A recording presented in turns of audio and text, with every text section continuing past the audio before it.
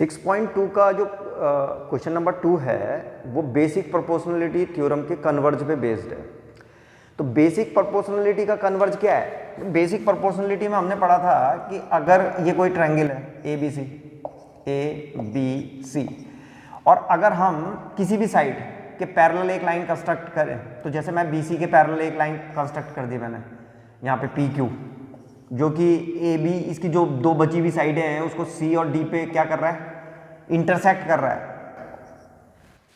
Intersect कर रहा है, बाइसेक्ट नहीं कर रहा है, दो बराबर पार्ट्स में डिवाइड नहीं कर रहा है, इंटरसेक्ट कर रहा है। वो कहीं पे भी कट कर सकता है, यहाँ ऊपर नीचे कहीं पे भी।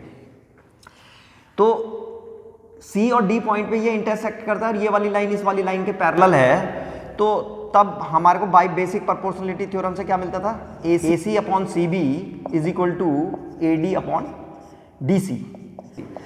तो अब अगर मान लो ये गिवन है और हमें नहीं पता कि ये पैरेलल है या नहीं, ये डायग्राम बना करके दे दिया हमको और इसमें कहा गया हमको कि भाई A C upon C B is equal to A D upon D C है। तो ये उल्टा है फिर इसका मतलब ये तभी पॉसिबल हो सकता है जब क्या होगा? पी क्यू पैरेलल होगी किसके? बी सी के। बस ये कन्वर्ज है।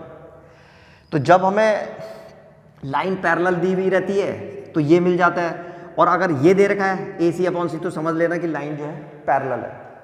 ठीक है, तो उसको बोलते हैं bye the converse of BBT. तो क्वेश्चन नंबर 2 में हमें एक ट्रायंगल दे रखा है पी क्यू आर, और ई जो पॉइंट है वो पी क्यू साइड पे है और एफ जो पॉइंट है वो पी आर साइड पे है। और अगर हम इन दोनों को ज्वाइन कर दें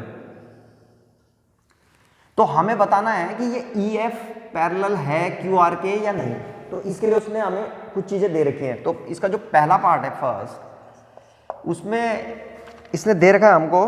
तो पहले पार्ट में जो है ये पी ई दे रखा है 3.9, यहाँ पे लिख दो 3.9 सेंटीमीटर है। ई क्यू जो है वो 3 सेंटीमीटर है, यहाँ पे ई क्यू 3 सेंटीमीटर लिख दिया। और पी एफ जो है 3.6 है, यहाँ पे 3.6 लिख देंगे। और अगला जो था एफ आर वो 2.4 सेंटीमीटर है, तो यहाँ पे 2.4 सेंटीमीटर लिख दिया। अब हमें बताना है कि ये ई एफ पैरेलल है क्यू आर के या नहीं। तो हम क्या करेंगे? हम सबसे पहले इनका रेशो निकालते हैं।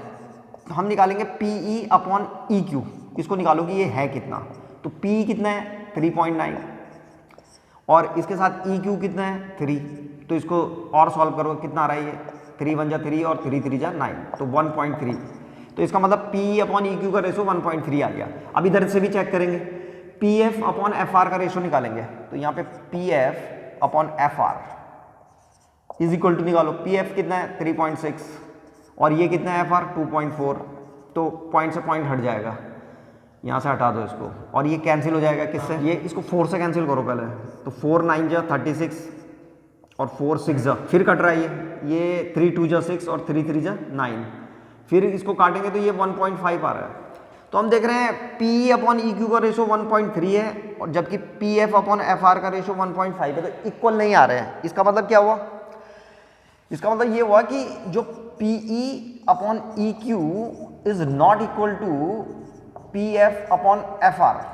तो जब ये इक्वल नहीं है, इज नॉट इक्वल टू, तो इसका मतलब लाइनें पैरेलल नहीं है। और अगर ये इक्वल आ जाता तो लाइनें पैरेलल होती। आ रहा समझ में? इसका जो दूसरा पार्ट है, सेकंड पार्ट, उसमें बस चेंज कर दो। अब P की जगह में 4 आ गया, यहाँ पे मैं यहीं पे कर रहे हैं इसको सॉल्व।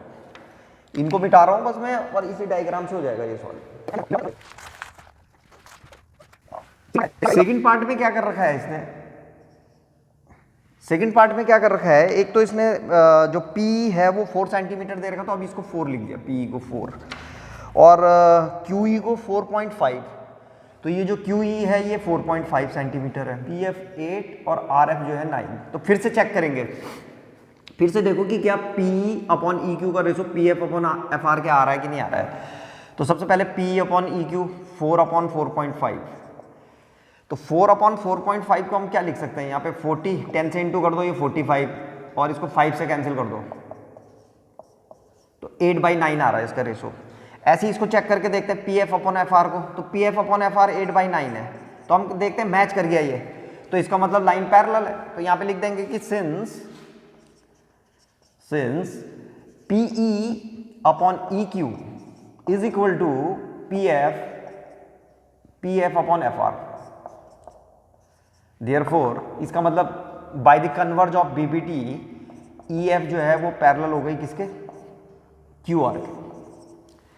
बस सिंपल है, जब ई एफ पैरेलल होती थी क्यू आर के तो ये मिल जाता था हमें, अब ये मिल गया है तो उल्टा हो जाएगा इसका, लाइनें पैरेलल हो गई।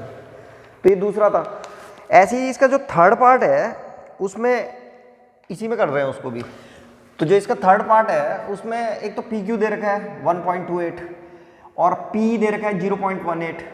ऐसे ही इधर से पी एफ दे रखा है 0.36 और यहाँ से दे रखा है पी आर पूरा 2.56 और हमें बताना है कि ई एफ पैरेलल है क्यू आर के कि नहीं। तो इस बार हम क्या करेंगे कि यहाँ से किसका रेशो लेंगे, पी क्यू को।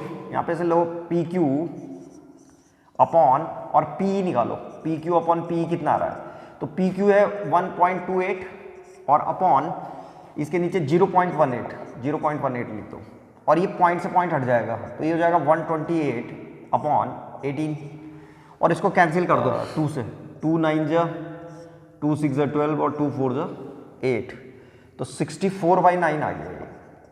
अब ऐसे दूसरे वाले को भी चेक करेंगे, किसको, यहाँ से हमने पी क्यू ले रखा है तो यहाँ से पी आर को लेंगे पूरी साइड को, तो यहाँ पे लिखो पी आर अपॉन, यहाँ से हमने ये ऊपर वाली साइड ले रखी है इतनी सी तो यहाँ से इसको ले लेंगे पी एफ को, तो यहाँ पे आ जाएगा पी एफ। तो P R upon P F निकालेंगे, तो पी आर कितना है 2.56 तो यहाँ पे लिखेंगे 2.56 अपॉन ये कितना है 0.36 तो 0.36, तो फिर से पॉइंट हटेगा तो ये आ जाएगा 256 अपॉन 36। अब इसको कैंसिल कर देंगे, 4 से कैंसिल कर दो उसको, ये हो जाएगा हमारे पास 4 9 जा 36 और 4 6 जा 24 और 4 4 जा 16, तो हम देख रहे हैं फिर से 64/9 आ गया।